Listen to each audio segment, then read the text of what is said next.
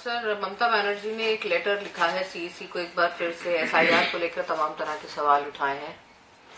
चुनाव आयोग एक संवैधानिक संस्था है और माननीय सुप्रीम कोर्ट के आदेश के बाद और उस आदेश को कंप्लायंस करते हुए चुनाव आयोग अगर एसआईआर करा रहा है तो इस पे चिट्ठी लिखने के बजाय ममता जी गिरेबान में झांके कि जो वो कह रही हैं कि औरतों बाहर निकलो बेलन और चिमटा लेकर के और चुनाव आयोग के लोगों पे हमला करो, इस पे ध्यान देना चाहिए चिट्ठी लिखने के बजाय कि जब बाढ़ आती है वहां लोग मरते हैं भूख और दवाइयों के बगैर, बीमारियों से, जो उन्हें दवाइयां और खाना देने जाते हैं उनका सर फोड़ते हैं। इस पे ध्यान देना चाहिए चिट्ठी लिखने के बजाय। और जो आए दिन वहां पे विभिन्न मुद्दों पे संविधान की धज्जियां बखेरी जाती हैं उन पे ध्यान देना चाहिए बजाय चिट्ठी लिखने के। और चिट्ठी अगर लिख रहे हो तो ठीक है, फिर एफिडेविट लगा के चिट्ठी दो, आरोप लगा करके उसकी जांच होगी और फिर अगर तुम्हारा काम नहीं होता तो सुप्रीम कोर्ट में जाओ और तुम्हारे आरोप अगर गलत पाए जाएंगे तो फिर उन्हें झेलने के लिए तैयार रहो।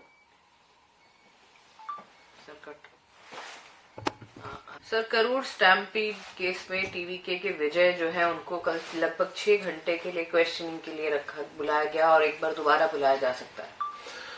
देखिए, एक चीज तो इससे क्लियर होती है कि एनडीए की सरकार में एजेंसियां बिल्कुल पारदर्शिता से काम कर रही हैं, चाहे कोई बड़ा पॉलिटिशियन हो, चाहे कोई बड़ा फिल्म स्टार हो, चाहे कोई बड़ा उद्योगपति हो, चाहे वो विजय हो। अगर सीबीआई को लगता है कि बहुत सारे प्रश्न हैं, 1 घंटे 2 घंटे 4 घंटे के बजाय 6 घंटे जरूरी है तो 6 घंटे तक पूछताछ करिए और जरूरत पड़ी तो आगे भी बुलाएंगे। कानून सबके लिए एक जैसा है और बाबा साहब अम्बेडकर साहब के संविधान के अनुसार सबको एक ही चश्मे से देखा जाता है, चाहे कोई बड़ा हो चाहे कोई छोटा हो।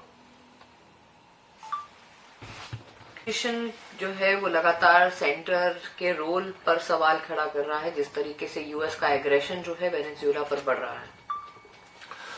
देखिए, पूरा इस समय खास करके कोरोना के बाद पूरे